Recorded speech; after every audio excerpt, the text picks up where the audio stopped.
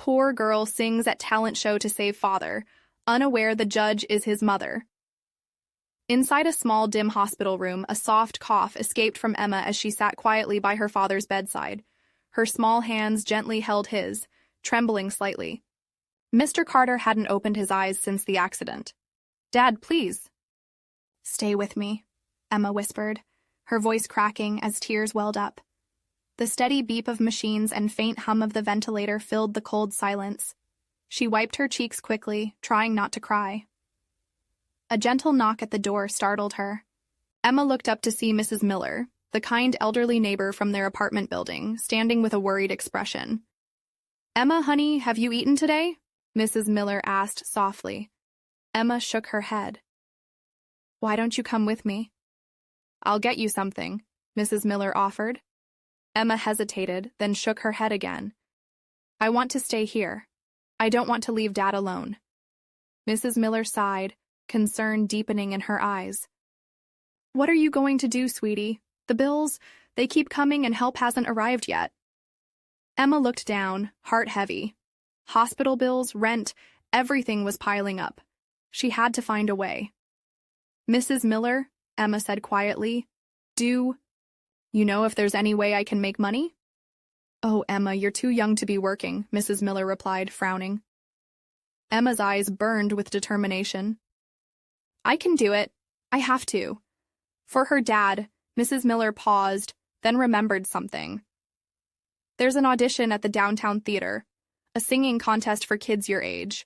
The prize is big. Even if you don't win, you'll still get something." Emma's eyes lit up. Sing? She'd always loved to sing. "Dad, I'm going to try," she whispered, holding his hand tighter. "I'm going to find a way." The next morning, Emma stood nervously outside the tall, bright building of Grandview Theater. Kids and parents bustled inside, cameras flashed, and the buzz of excitement was overwhelming. But Emma's heart was set. At the registration desk, she spoke quietly. "I want to audition."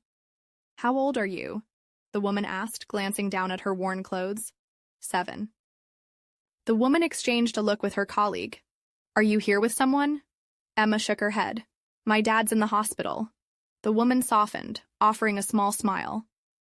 "What's your name, dear?" "Emma Carter." The woman's smile faltered for a moment, eyes widening slightly, but she quickly handed Emma the form. Emma took a deep breath. This was just the beginning. Emma Carter was only 7, but life had already forced her to grow up too fast.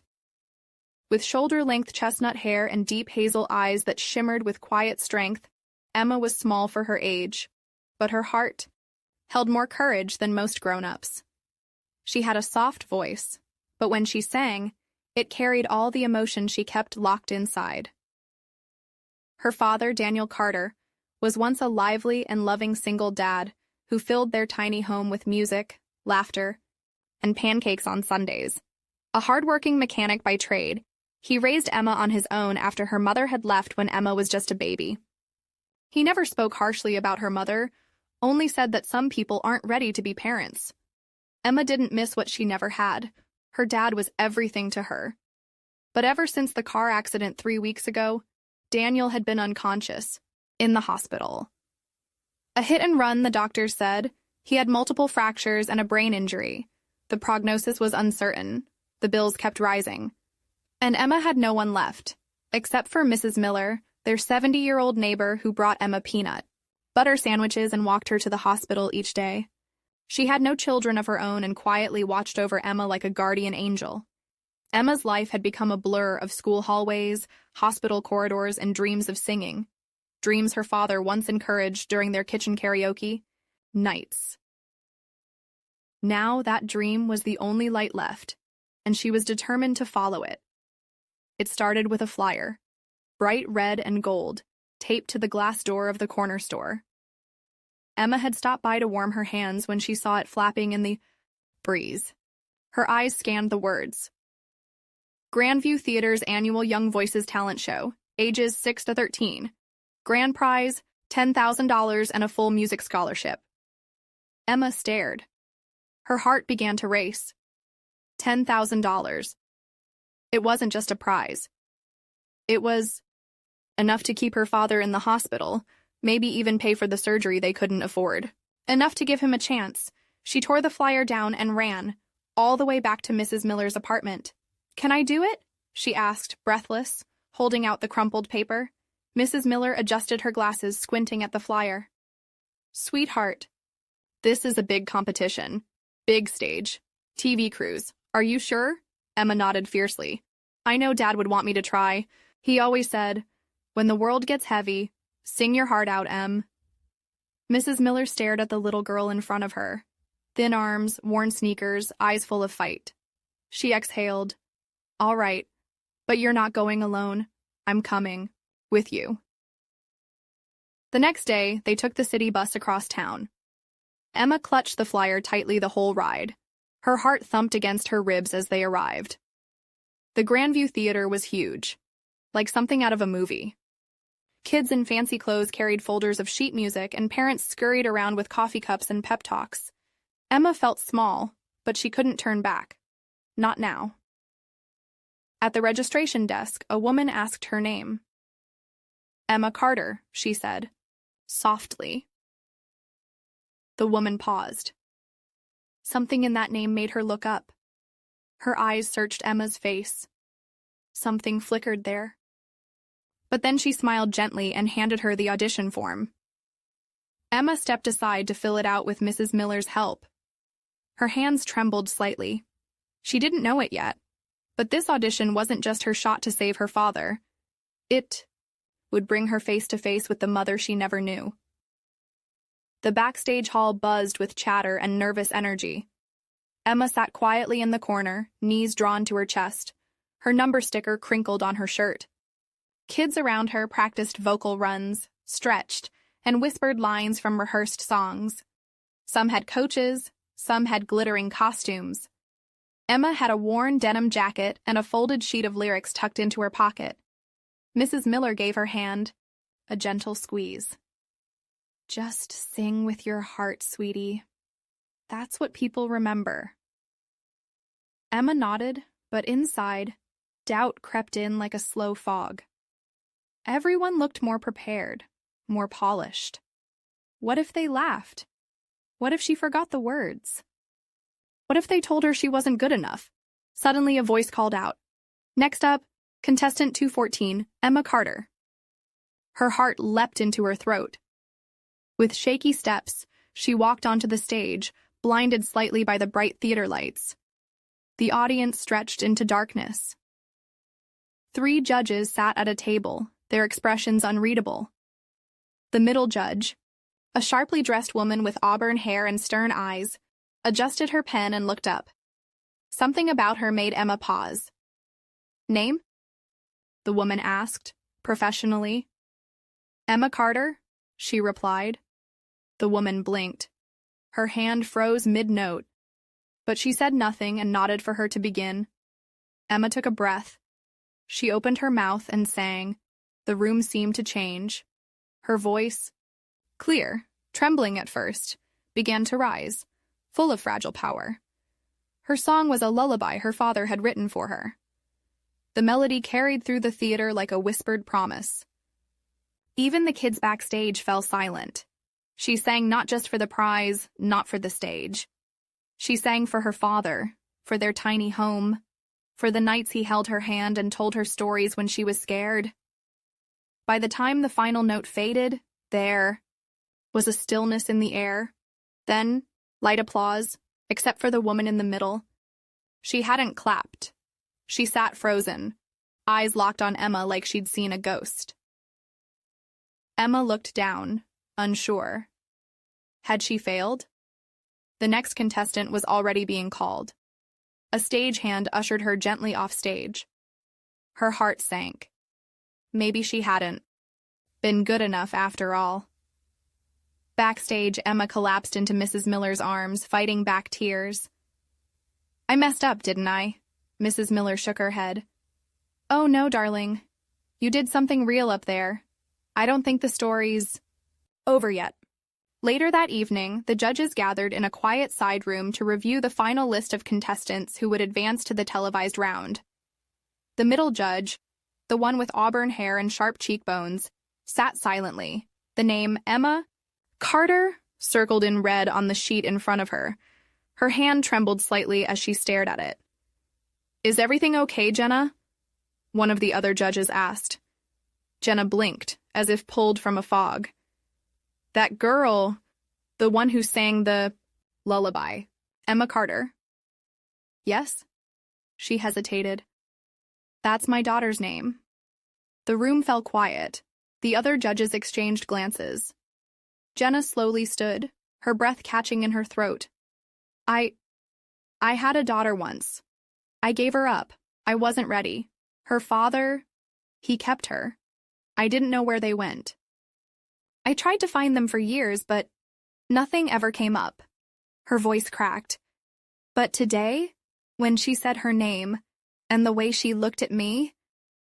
Jenna pulled her phone out and with trembling fingers opened an old photo. A baby. Wrapped in a yellow blanket, a man holding her close. Daniel Carter. Her heartbeat thundered. She pressed her hand to her mouth. "That girl is my daughter." Meanwhile, Emma sat on the hospital floor next to her father's bed. The glow of the city lights behind her. She had told him everything about the song, the theater, the woman who hadn't clapped. She didn't understand why it had felt like that judge was staring into her soul. Daniel, still unconscious, lay silent, but something shifted. A tiny flutter in his fingers. "Daddy?" she whispered, her voice cracking. The monitor beeped softly. Another flutter. His eyes didn't open yet, but Emma squeezed his hand, tears brimming in her eyes. "I sang for you, and I think I saw her today. Mom. I think she was right in front of me." Back at the theater, Jenna stood alone in the now empty auditorium. She stared at the stage where her daughter had stood hours before.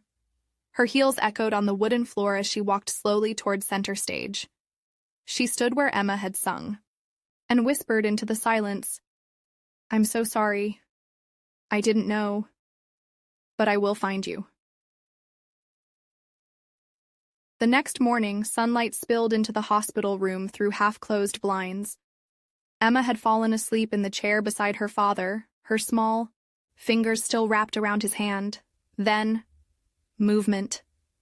A low groan escaped Daniel's lips. His eyelids fluttered. Emma stirred. "Daddy?" she whispered, bolting upright. He blinked slowly, his voice rough and dry. Emma?" Tears flooded her eyes as she nodded quickly, clutching his hand tighter. "I'm here. I'm right here." His gaze softened, his lips curving into the faintest smile.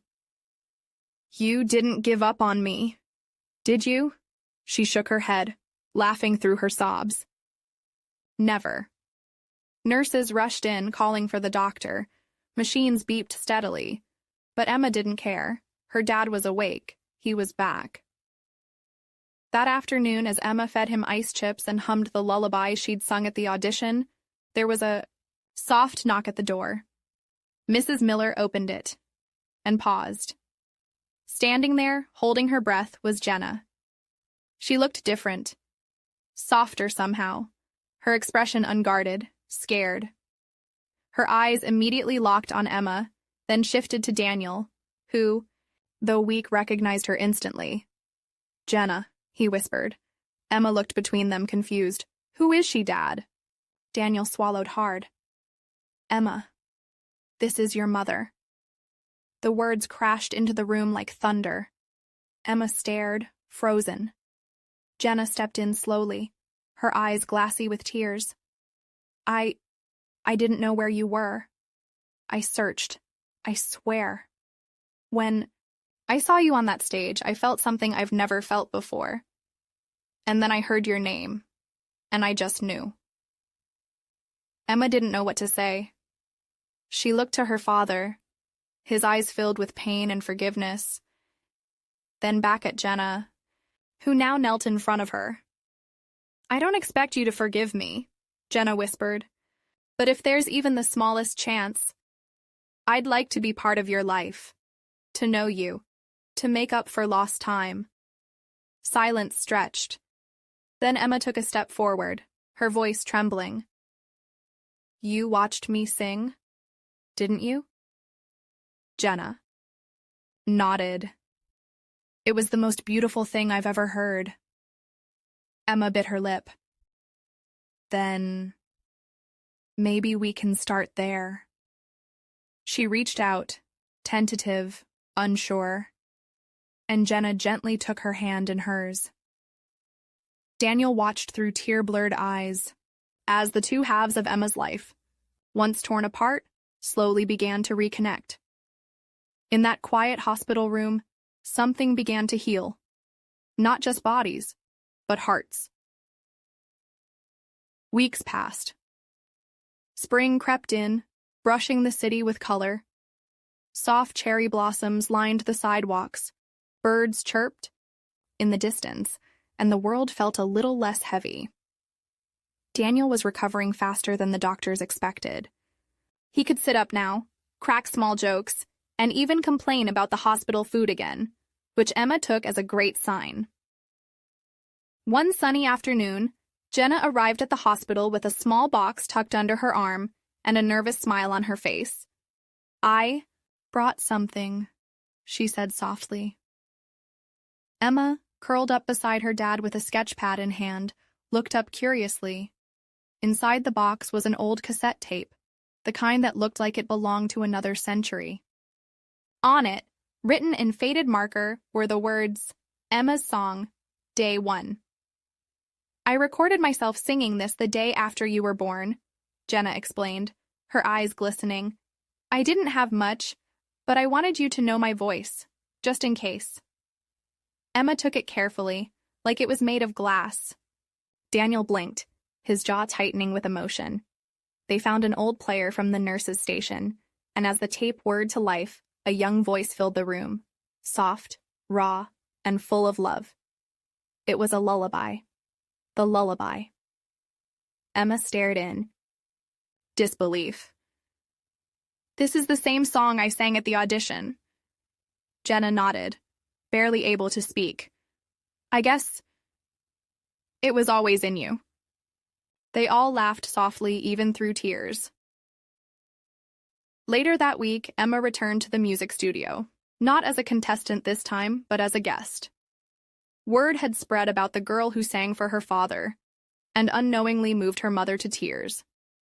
The producers offered her a mentorship program, a chance to learn, to grow, to perform. She stepped onto the stage again, looking out at the empty rows where her life had changed. This time, both her parents sat together in the front row, clapping and cheering louder than anyone else. And as she sang under the warm stage lights, her voice soaring with joy, Emma felt something she hadn't in a long, long time. Whole. A few months later, the grand stage of the televised National Youth Music Showcase shimmered beneath the golden glow of the lights. It was the final round, the one millions of people across the country would be watching from their living rooms. Backstage, Emma stood in front of the mirror, dressed in a soft sky blue gown that swayed around her like waves. Her hair was braided with tiny white flowers. She stared at her reflection and took a deep breath. Her father was seated in the front row, fully recovered, smiling wide and proud, his once weary face now glowing with life. And beside him was Jenna. Not as a judge this time, just a mom, Emma's mom. She had resigned from her post the day she reunited with her daughter, deciding some things were more important than fame or prestige. Tonight, they were both there only as Emma's parents. The stage manager gave her the signal. Her cue. She stepped into the spotlight. The audience hushed. The music began, and Emma sang. But this time, it wasn't a song of desperation or pain. It was a song of hope, of finding home in unexpected places, of letting go of anger and making space for grace. Her voice was rich with emotion, not broken, but full, mended, whole. The room fell into a kind of hush that only true connection could create. No flashy lights, no backup dancers, just one girl, her voice, and her story pouring out in every note. When the final note hung in the air like a feather drifting through stillness, there was a heartbeat of silence. Then the entire auditorium erupted in applause. Some people were standing, others were crying, but all of them knew they had just witnessed something far greater than talent. They had witnessed a triumph of the human heart. Later that night, as Emma stood backstage holding her trophy, camera lights flashing all around her, she didn't look for the cameras. She looked for them. Her dad's arms opened wide. Jenna was already crying. Emma ran to them, her parents, and the three embraced tighter than ever before. No more gaps. No more missing pieces. Just family. Together, at last. As the sun set outside the studio that evening, casting a golden hue over the city, Emma stood by the window holding her trophy. Not for the fame, but for what it had brought her. Behind her, her parents laughed softly over coffee, their voices relaxed, at peace. For the first time in years, their world felt whole. Emma turned to look at them, a small smile playing on her lips. "It's funny," she said quietly. "I thought I was singing to save my dad. But I think my song saved all of us." Daniel walked over and wrapped his arm around her shoulder. "No, sweetheart, you saved all of us, with your courage, with your heart." Jenna nodded. "And your voice reminded us who we are, what we almost lost." The room grew still with the weight of truth, a truth that many forget in the rush of life, that love, no matter how buried, can be rediscovered. That family isn't about being perfect. It's about showing up, and that sometimes it takes the quiet strength of a child to remind adults what truly matters. As Emma walked out of the building that night, hand in hand with both parents, she didn't think about what came next, the interviews, the fame, the offers.